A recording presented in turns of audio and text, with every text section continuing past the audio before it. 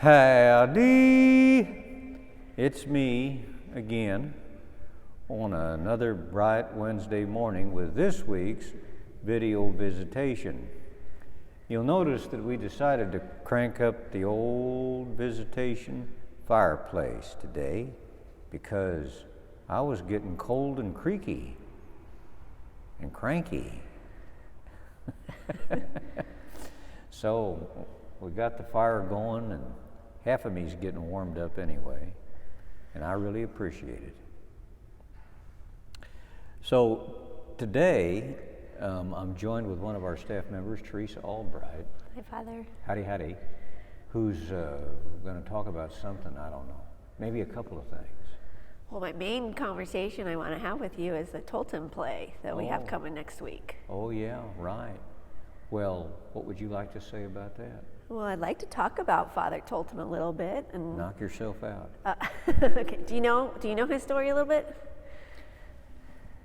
You know, Father Augustine Tolton's story is certainly something I've read. Yeah. In fact, I think I've read it a couple of times. I might have even read a little monograph about it. There was a book that the play is based on, called Tolton from Slave to Priest. But the deal is, Teresa, I forget most things. Yeah. And so I've forgotten Father Tolton's story. I don't know why, but I want to say somehow or another our glorious Show Me state factors into it somehow. Yes, this is where he was enslaved as a child. Okay. On a farm in Doggone, Missouri. I do remember something. Yeah.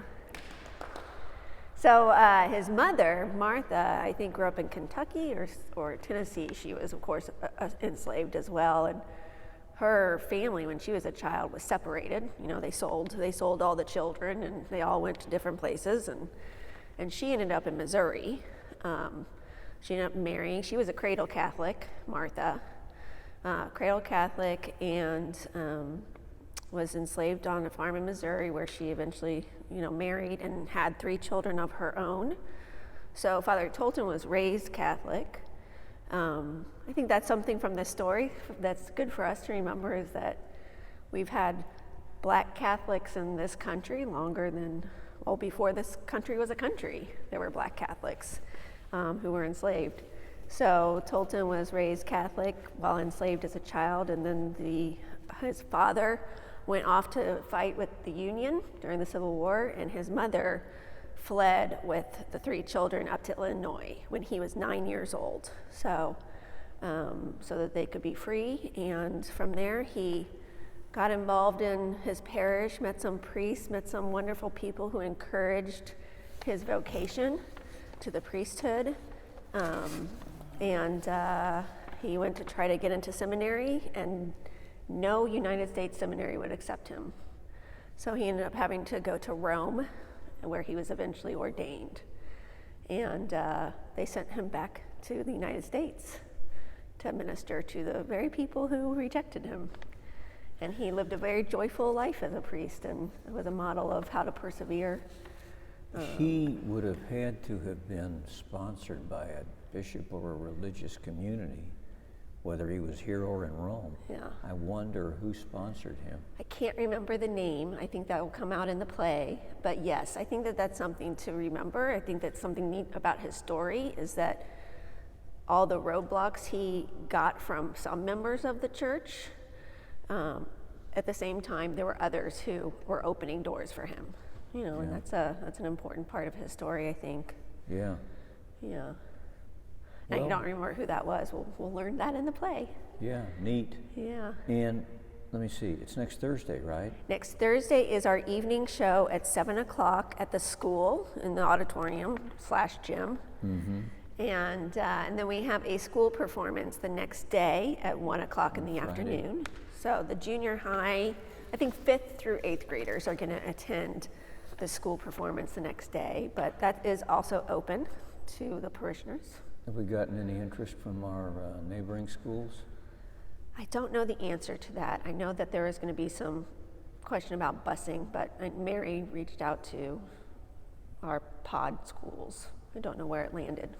Well, if any of you out there in video visitation land have connections to St. Peter's, St. Elizabeth, St. Agnes, you know, schools that are proximate, St. Thomas More. And you might put a bug in the administration's ear, hey, you know, maybe our kids would like to come up and benefit from seeing the Tolton play. I'll just suggest it to you. Absolutely. And What Mary are- might be further in that conversation than I'm aware. Yeah, she probably is. Yes. What are the ticket prices, Teresa? They are $15 for adults, which is a great deal, and $10 for seniors and students. Okay. And we also have a family package, $30 flat price for any family of 3. So you might have 7 kids and you can all attend for $30. Oh, Isn't that nice? well, that sounds like a screaming deal. I think that was your idea. I'll credit you Really? for that, yeah. You mentioned it in a staff meeting. Doggone. Aren't you smart? Sometimes I just surprise myself. Yeah. Yeah. Well, good for me. And you know, it's a great thing for families, especially those who want to encourage vocations, I think. I think this is also another example of, you know, people who feel the call to the priesthood, and, you know, we should uplift those people's stories. Yeah, Yeah. and many of them are pretty interesting, really. Yes. Calls to the priesthood and religious life. So, next Thursday night at 7, you said? Yes, sir. I think I can get back for that. Yes. Next week is the clergy convocation. So I'll be gone Monday through Thursday afternoon, assuming my father's condition permits me to be gone. But I think I'll be back. Well, you can come to the school one if you get back too late, but Right. Yeah, good deal. yes. And then the Tolton play, is it a one-man performance? It is. It's a one-man multimedia performance. So they'll have screens and music and things, but it's one actor. Wow. Yeah, and he's staying with one of our parishioners along with the director. Great. I know. It's going to be nice. Yeah, I look forward to it. Yeah. Yeah, I think there's something for everybody in it. You know. Yeah. Okay. Well, anything else you want to talk about? Oh, let's see about this play or anything else. Any rootin' tootin' thing your little heart wants to discourse. Well, this over. beautiful weather is making me excited about our season of creation hike that the Faith Formation team is planning. We have a handful of people registered, but it's not too late. It's going to be a pretty easy, relaxing hike, and we'll pray together and thank our Creator for all the gifts of nature that God's given us, and maybe have a little praying with Saint Teresa of Lisieux. It's going to be her feast day on Saturday, so she had some nice things to say about nature. Is everybody going to sing For the Beauty of the Earth? Maybe we should. We'll Sing. sing it if you come. I'm You sorry. can lead us. Can't do it. Got too much else going on that day. Yeah, that's nice. We had a Faith Formation team meeting on Monday, and got lots of things planned for that I want to share with you sometime. All right. Great. Well, okay. Otherwise, parents of high school sophomores are reminded to register their teen for the sacrament of confirmation this week. I guess it has to be this week. It says registration closes October 1st. I don't know why they're so stringent about it, but I guess they have their reasons. I think she's been advertising for a while. I think they want all those kids registered before the actual sessions begin. Yeah, you know, with those preparation for sacraments, it's important that you don't miss certain things, so that might be. Well, okay. I wonder when it starts. Later in October. Okay. Well, anyway, 1st of October, guys, gals, register those kids for confirmation program. This Sunday, October 2nd, is the Mothers of Young Children Mix and Mingle. Mix and mingle.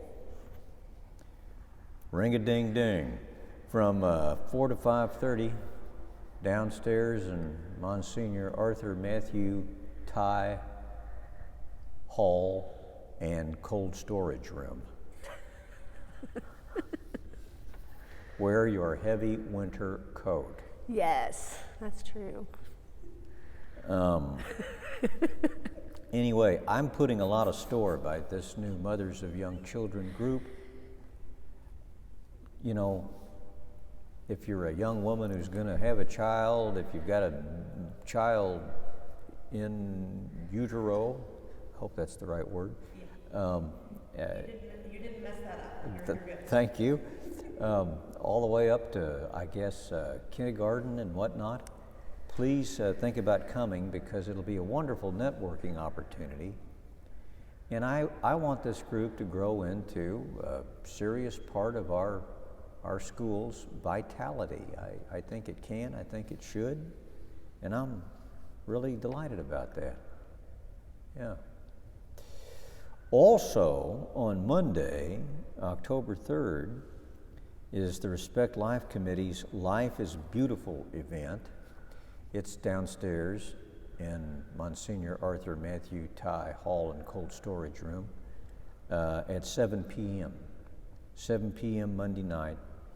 And parishioners will share personal stories of how they honor the value and dignity of the most vulnerable human lives. I've been to a couple of these, and they are really nice events. They are. You know, sometimes I think all of us get to thinking that there's something peculiarly challenging about our situations. One of the glories of events like this on Monday night is you see, you know, everybody's got challenges, and it's amazing the courage and the faith they find to meet them. So, all right, I offer that to you for your consideration. I can't think of anything else. Deuce, you got anything? No, we have a busy start to October, and there'll be more stuff later in the month. Yep. Teresa, can you think of anything? No, just hoping that people buy some tickets to that Tolton play. We want to fill up that auditorium. Yep, that would be a good thing. Yeah. We've been advertising it long enough. Yeah. You know, I want to say while I'm here, thanks to everybody who came out to the picnic last Sunday. I don't think that we had, you know, a bumper crop of participants, but doggone, it was a nice event. Great spirit. Yeah, wonderful, wonderful spirit. And, you know, we had the KC Mothers in Charge prayer service out here. You might have saw that on the TV. And, Visitation. yeah, and, Great. and we invited the folks to come over to share in the Viva La Biz. Many of them did. And had, you know, some nice visits, good conversations. It was just the sort of thing that really warms your heart about church and building bridges, you know, between people and their stories. So that was good. I look forward to doing it again next year if I'm still privileged enough to be your pastor. So, otherwise, I also want to say I am aware that I am really in debt to many of you.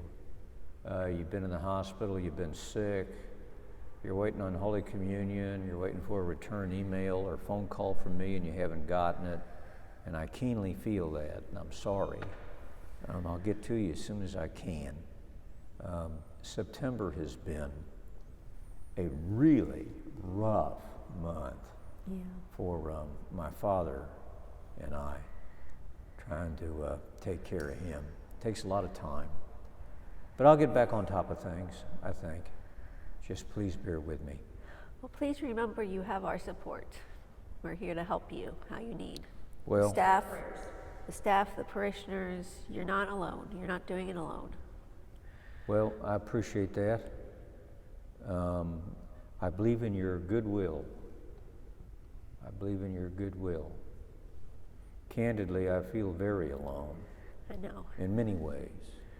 But that's a video visitation for another time. So thanks so much for joining us today And I won't see you next week, but I guess somebody will. Until then, goodbye and God bless.